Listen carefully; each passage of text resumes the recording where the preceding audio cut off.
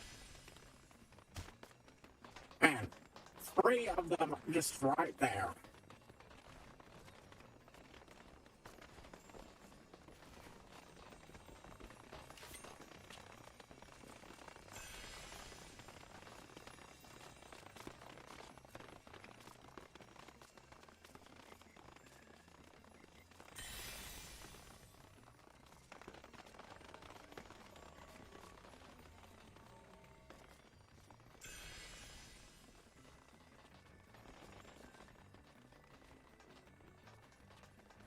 Man, they really mix and match these, don't they?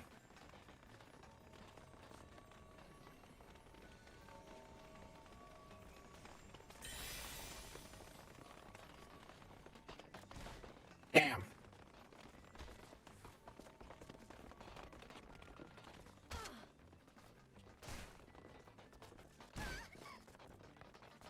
See, this is the fascinating thing. The act of grinding for these isn't the problem. The problem is there's just the wait time. The most efficient way is that, but it's 20 minutes at a fucking time.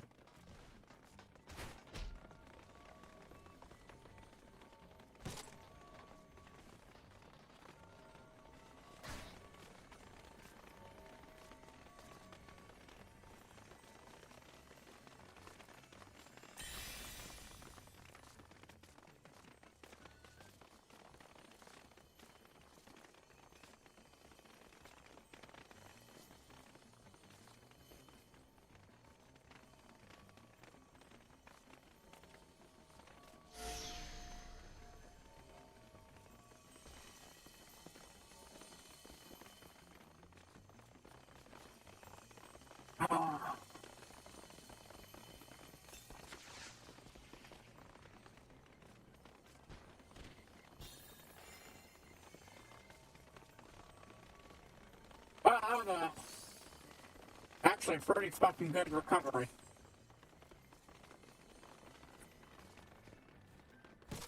Damn it. Would you all stop?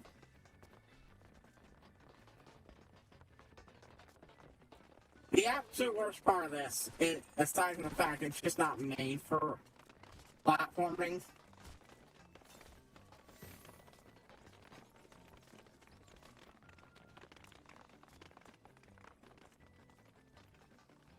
Of any kind.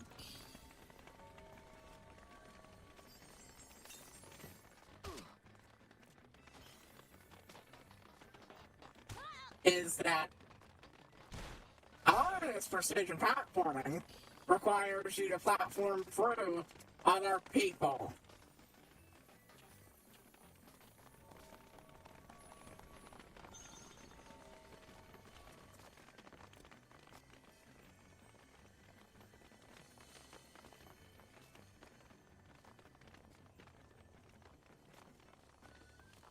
And it's sometimes very hard to see. Oh, thank goodness I just hovered on air there. Oh no! God.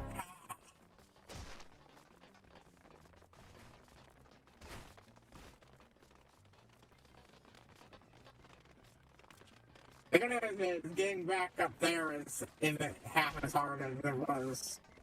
Because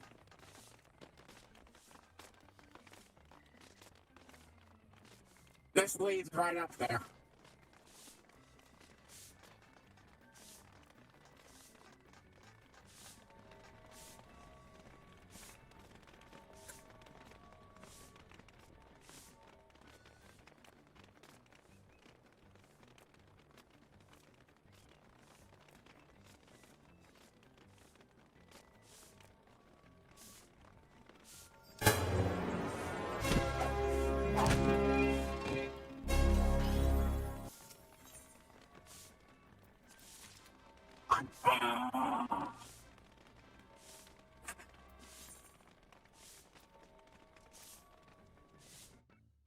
We'll do one more raid and then I'm leaving for tonight. I'm sorry. This isn't fuck. This isn't gonna be great to watch, so that's not basically that. highest concern here.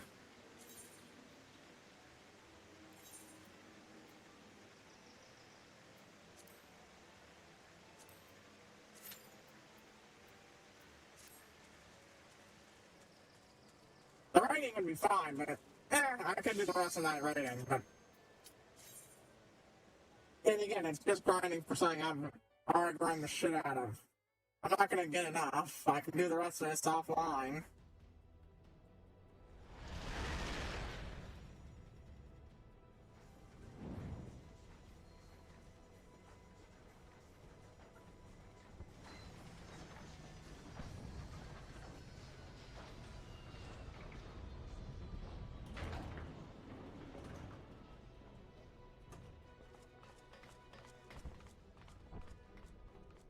All we had to do was follow the damn train, CJ. All we had to do was follow the damn train, CJ.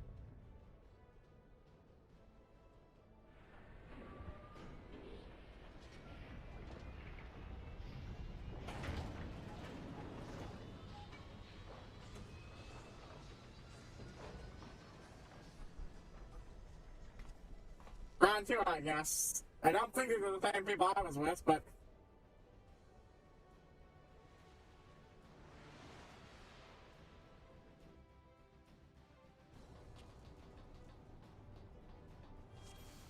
I guess it's mostly the same people.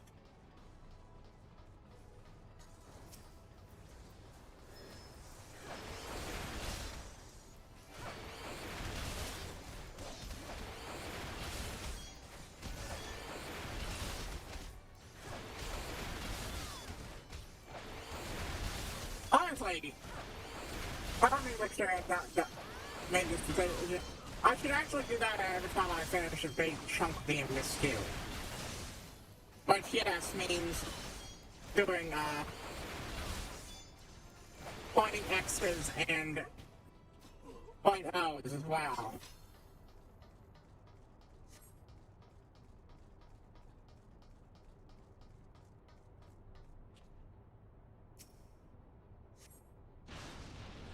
So, once we get ready for Heaven's Sword,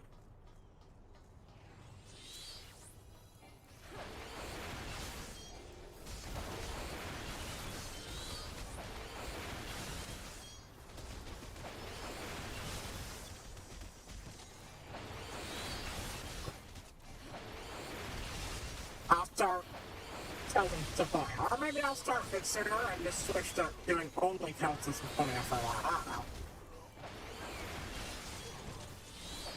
I'm not sure when that's gonna happen though. I know I want to start Doom 2 after Zelda, then Here's the Kingdom. After that.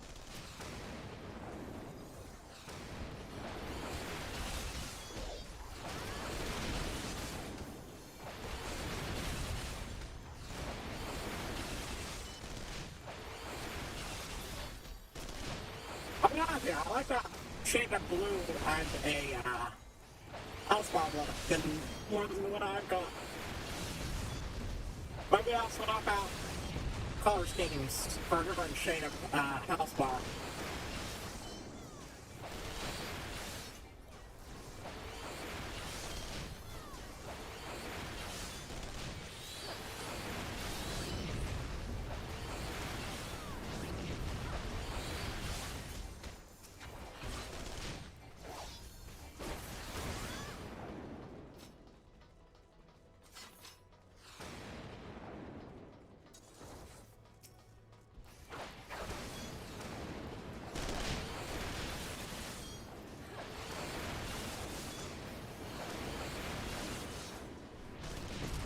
I got greedy. Got it.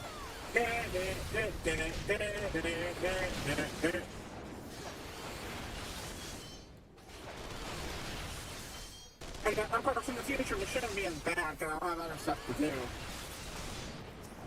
And whatever breaks I'm taking, I will come back for them when events happen. No matter what.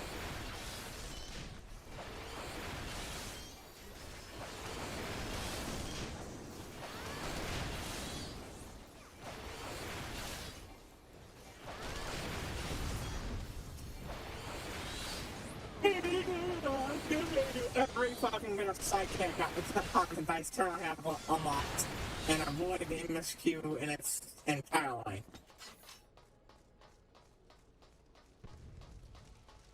And I'm going to be grinding to do the Iron Path of the Dead. Well, I was also.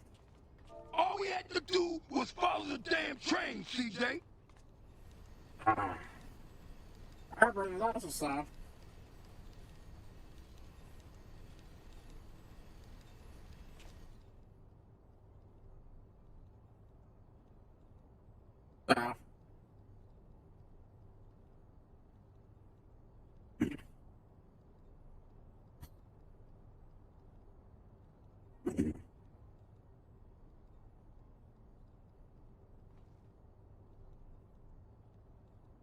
Y'all said talks. Yeah,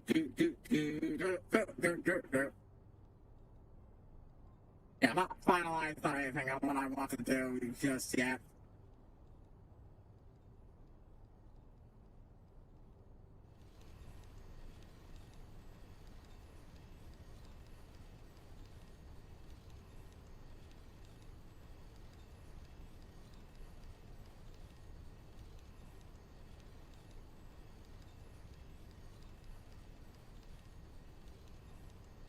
But, yeah. Yes, your little speeches, fucking one ball sack.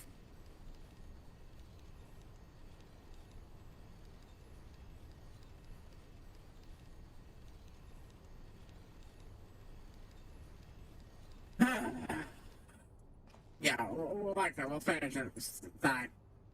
Yesterday I was just fucking tired. Today it's just, yeah.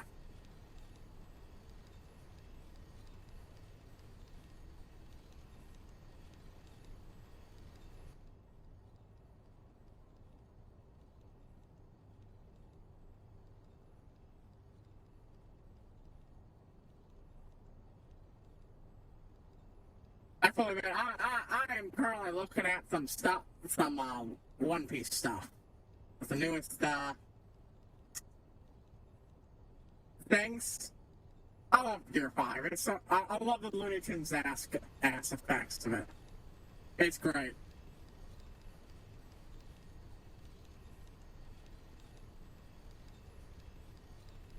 Yeah, part of the reason I just have less to talk about. Like, there's one called the Shorty Squad.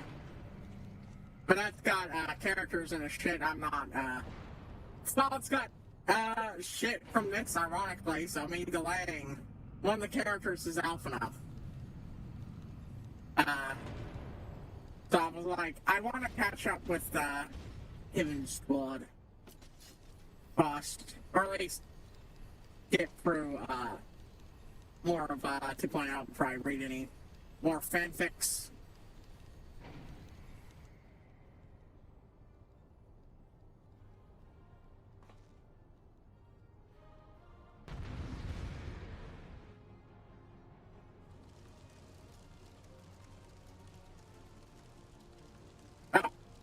Oops.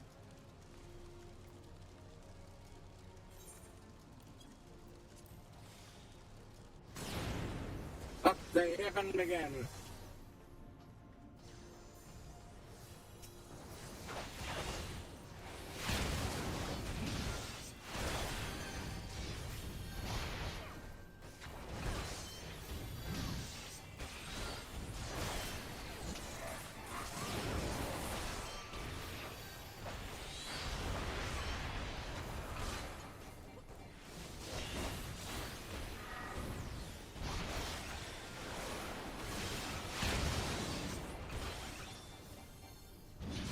And I just fucked up all sorts with that opening. I got blasted.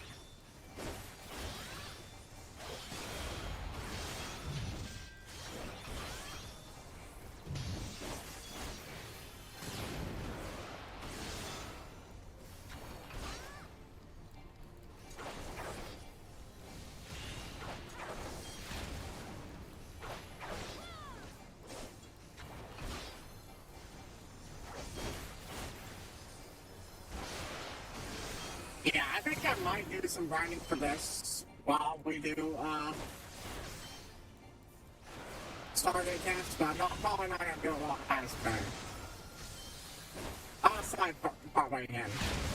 Honestly, that one wasn't expected to be super long anyways, but honestly, I might binge a couple of an episode, more than an episode or two. I forget how long the episodes are.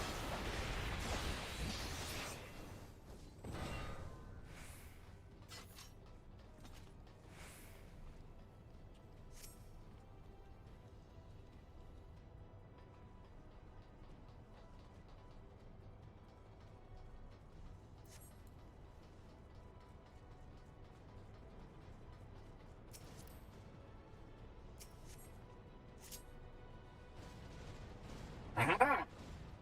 On to the last one.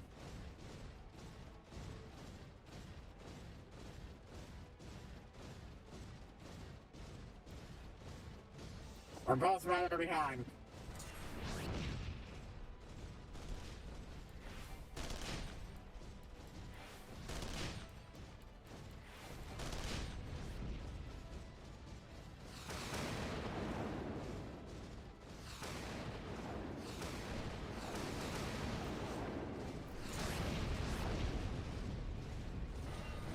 There we go.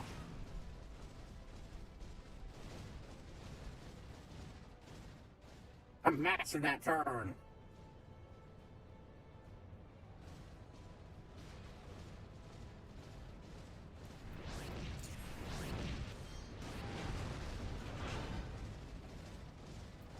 Yeah, I forgot I was actually wanting to do the Palace of the Dead stuff. Instead of immediately do Thaumaturge. Thaumaturge is instead of,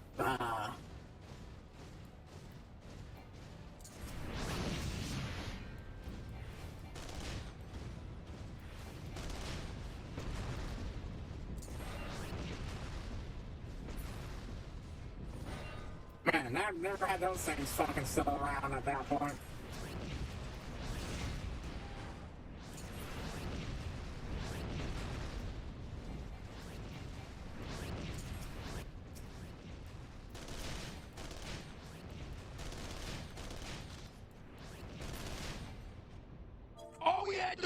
All we had to do was follow the damn train, CJ.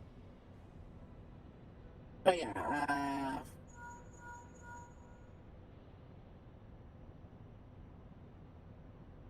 yeah, it's just gonna replace this Palace of the Dead stuff.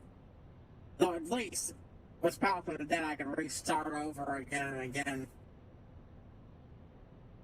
Trying to get a group.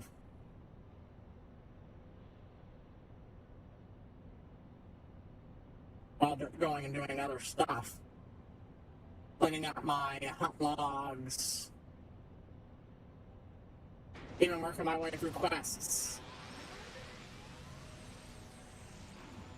Yeah, I don't think I'm going to be buying any, new, mounts for a while.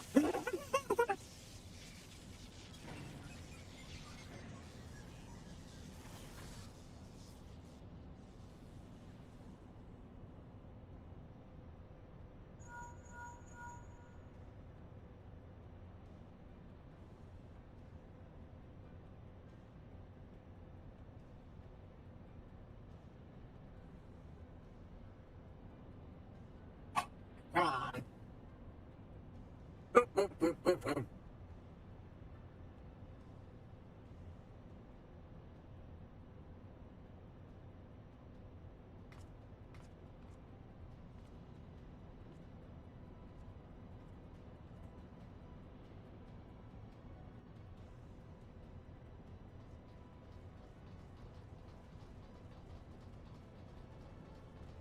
There we go.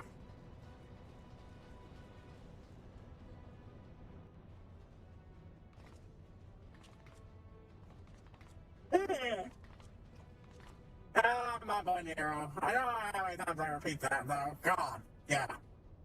Even this is starting, I'm starting to lose my ability to comment on this. I've seen it fucking so many times in a row. Ugh.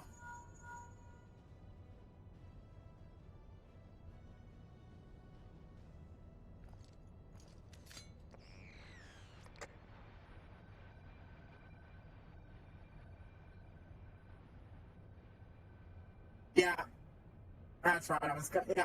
Okay, policy did my mistake. But at least that's more interesting since it had than Bill Saucer. I can go do other stuff while waiting for so that groups to form. And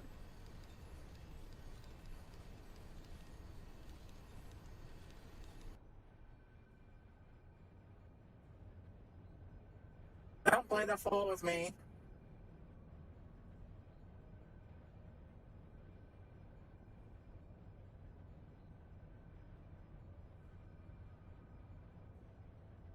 Yeah.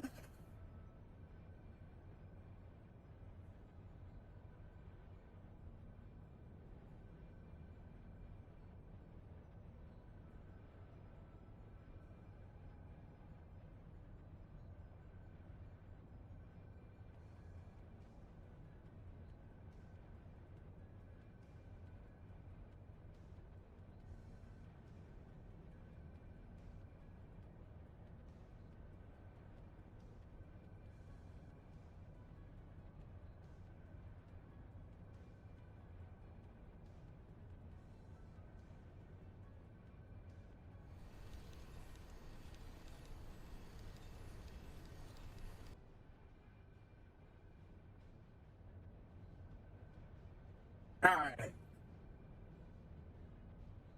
Yeah, like I said, I really don't have anything down here. I don't have anything to fucking talk about. I feel fucking out of fucking topics. Oh my god. Wait, no, the Princess something project. Their conference call thing. Oh man, I remember what I was talking about. Oh god, thank god I have something more to talk about.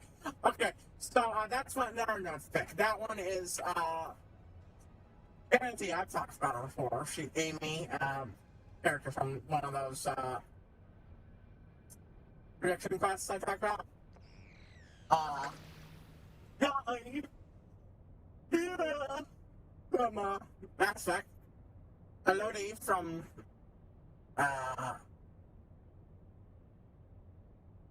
Long Live the Queen, and Blake from Ruby. All characters that could in some way or form be called a princess. She was the daughter of a mob boss, Amy. Well, not a mob boss, but the ruler of a criminal empire, so.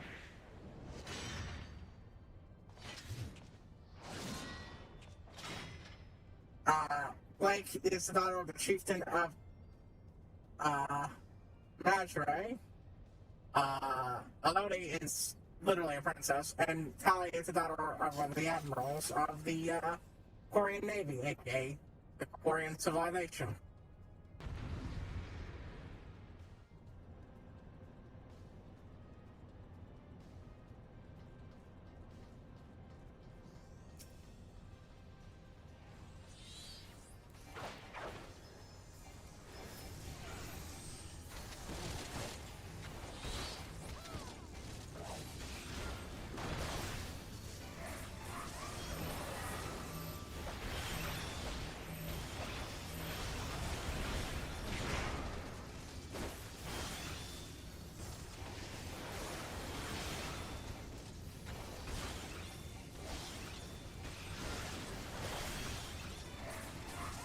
Let's refresh that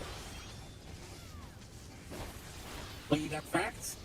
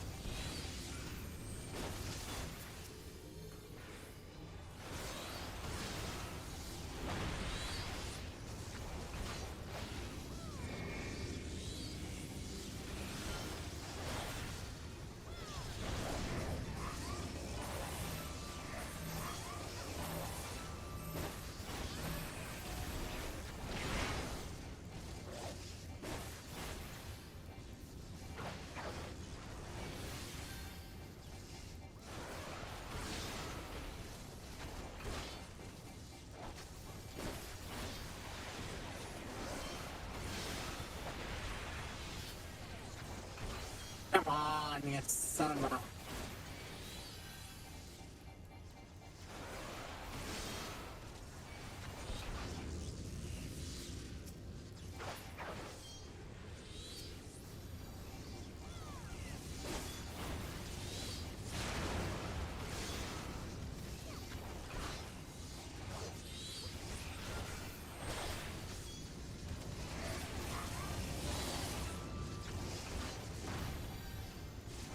I ran in there, I tanked the damage. Or I tanked the damage.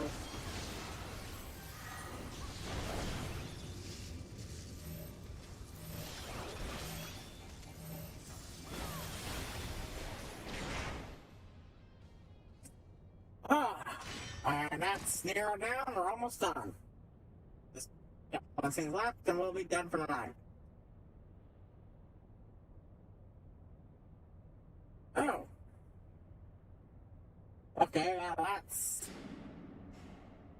Finally a book.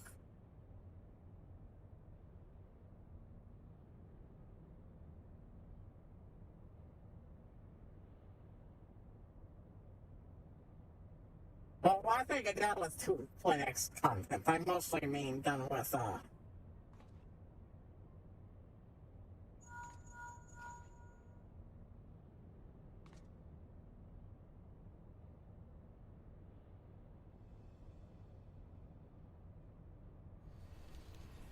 side quests and such, and not, you know, the, major quest lines, you know.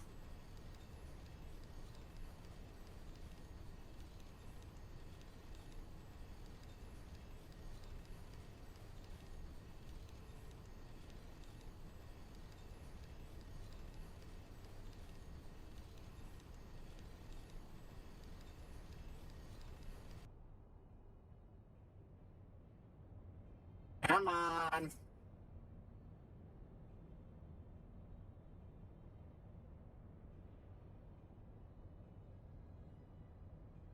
But yeah, we'll just divide our time up between.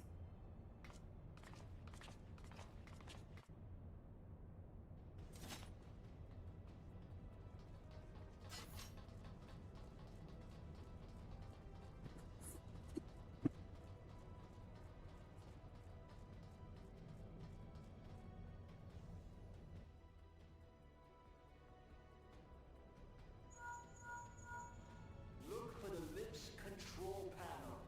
It'll be somewhere nearby. Take the lid down, and you should find yourself in the chamber of the Ultima weapon.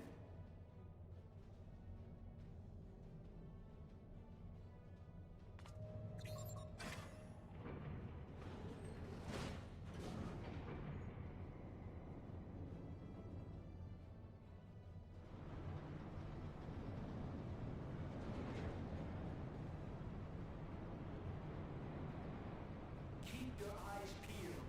Gaius could be waiting for you down there. Yes. Don't even think about dying. You're too bloody useful.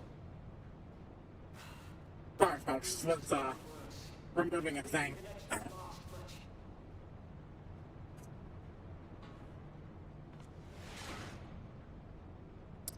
It was definitely long enough I could take that. Tell me, for whom do you fight? Especially because it's starting to fucking bother me. Ugh. Oof.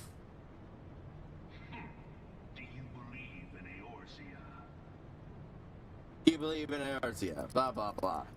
Such devastation. Eorzea's unity is forged of falsehoods. Its city I accidentally typed this thing by accident. Whoops. and its faith is an instrument of deception. I suppose you could, that could be considered just It is not what commentary on, lies. To believe in Eorzea is to believe in nothing. honestly, I'm not cutting that early now that I'm looking at it. And summon gods to It's almost gonna be gonna be my usual cutoff time. which is strange. Anyways, oh my god. So, well, I feel better now. 12 otherwise engaged. I was given to understand they were your Oh my god. protectors. If you truly believe them your guardians, Let me fight you already. the trick that served you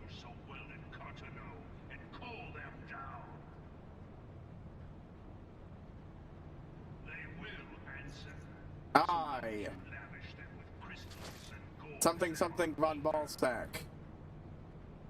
Gods are no different from Hold on, I was icons. looking away. Gaius von Ballstack shall knock you all down. See how Eorzea's faith is bleeding the land dry.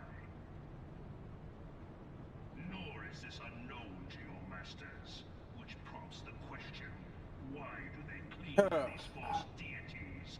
What drives even men of learning, even the great Louis Swan, to grovel at their feet? The answer? Your masters lack the strength to do otherwise. For the world of man to mean anything, man must own the world. To this end, he hath fought ever to raise himself through conflict, to grow rich through conquest. And when the dust of battle settles, it is ever the strong who dictate the fate of the weak. But yeah, it's a couple other characters I like who are also generally short aligned and it look neat. Anyways, was thinking of a conference call fic. Oh my god, I'm feeling so much better now. I can actually fucking talk about things. Conference call fic. I wouldn't write it. I don't like writing. I don't enjoy writing. But I like coming up with ideas for stories. I'm the brainstorming phase. Anything past that is beyond me. I have trouble expressing myself via text at all. Come, champion of Eorzea. Face me. Your defeat shall serve as proof of my readiness to rule. It is only right that I should take Anyways. the realm, for none among you has the Yeah, I was gonna call. If I was gonna name it, it would be something like Time Loop Support Network. The idea is you get 4 characters who are doing time loops together. The guy from ReZero, Amora from Madoka, Zoran,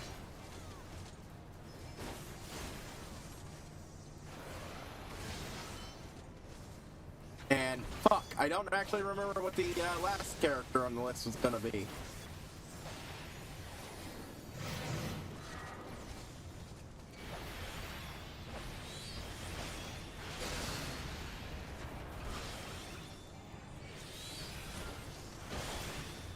I brainstormed 4 fucking characters and I can't remember them.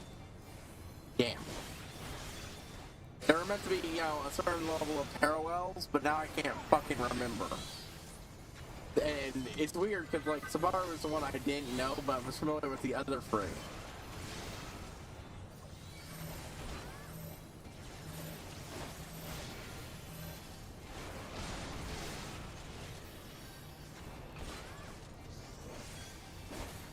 God, I cannot remember what the other time loop story was gonna be. That actually fucking irritates me.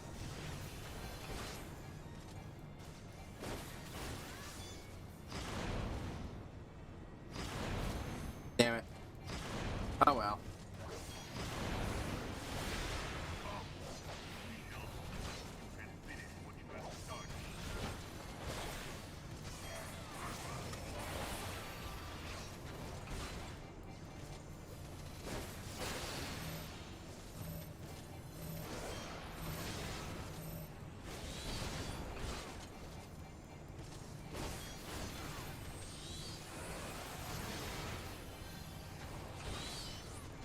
Time to once more refresh.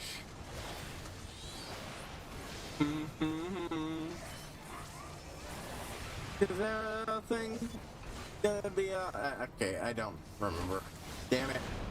That's irritating me. I had this idea and it was real fun thinking about. You're gonna have 2 unwilling loopers who had no control over starting the loop. Zoran and Sabaru. Wait, no, that is 4. God damn it, why did I think it was 3? Link, Zoran, from Majora's Mask, I should clarify. And yeah, I know, he doesn't really have any character of his own.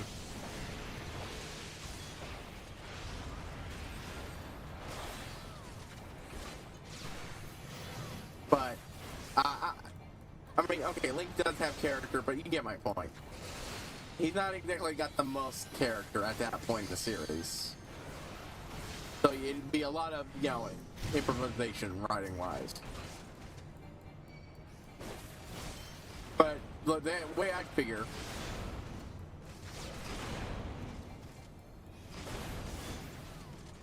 Zoran's would start shortly after the loop begins. Hamora's would start well into the loops. But I think just after she has to do the big thing, but before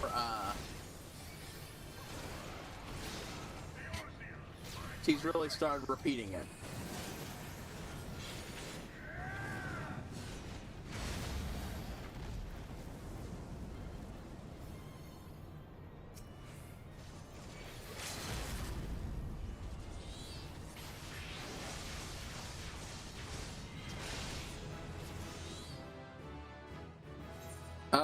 Fucking thank God. All we had to do was follow the damn train, CJ. Link would start in Ocarina of Time. Yeah. Just to throw everybody off on what the commonality that they were actually being drawn on, because even the moderator wouldn't have known. Oh wait, no, there's someone to oh, 3 people to comment. I think that person did a good job. Boop, boop, boop.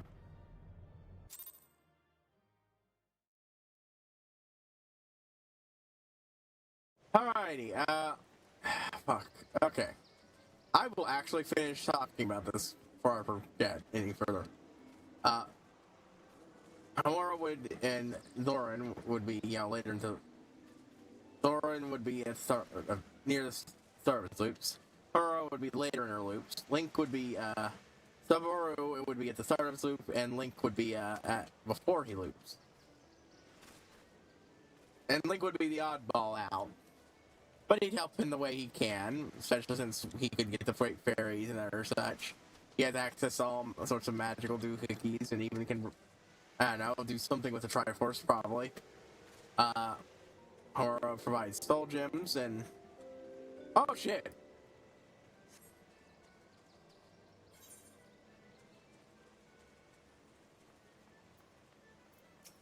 This is another relatively easy one, so we're gonna do this gate, and then... Wow, that's really fucking had a turnaround from what I was feeling.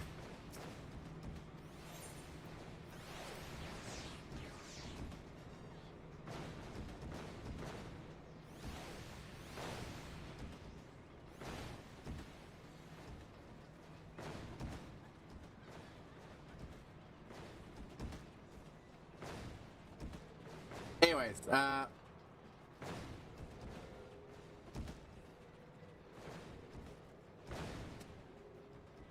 motherfucker. Almost stayed up there.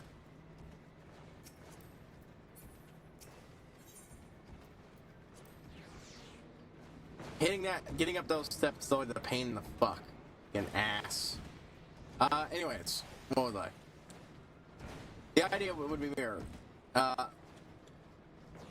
Link and Hamura would have full control of the loops, where Zoran and Savaru would not, and would have no idea why they're looping. Oh. And Link and Hamura would even be doing it to save other people.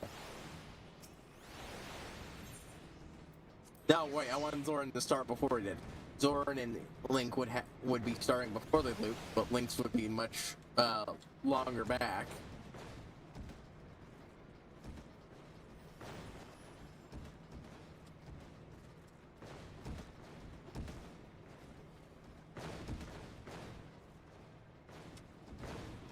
It's honestly interesting to, you know, interact the way it is, you know, because with Zoran's help, Hamura could gain access to a magic system that has nothing to do with the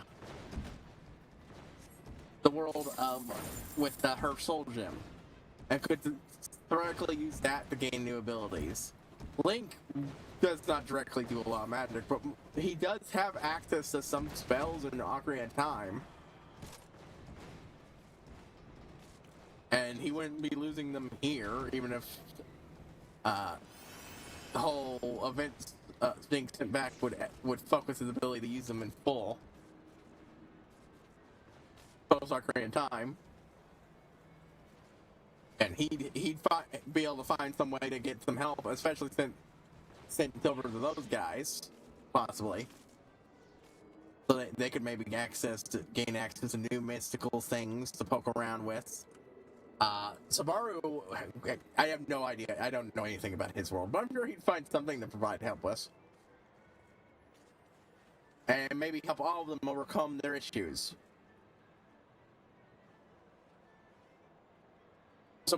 And hey, 3 out of 4 of them all have issues, personality-wise.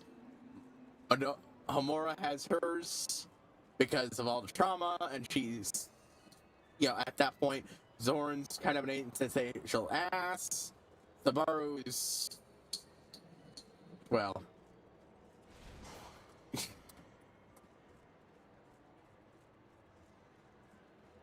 kind of a piece of shit. In the same way a lot of most people who desperately wish to be a CK would be. And so on and so forth. Link's the other one who wouldn't have to grow that way, and he'd have his own personality growth. Ironically, his own adventures would probably make him the more mature person in the group, since his own bleak brand of trauma is different from all the others, and he'd have a very different perspective on all things, I think. It'd be a fun little story. Anyways. Yeah, what am I at? 94. 6 off. I think I can get 100, and then 100 easy in between now and next week. And maybe if I'm lucky, I can squeeze that another 50. But, it's time for you to sign out. And I will see you all next time, folks.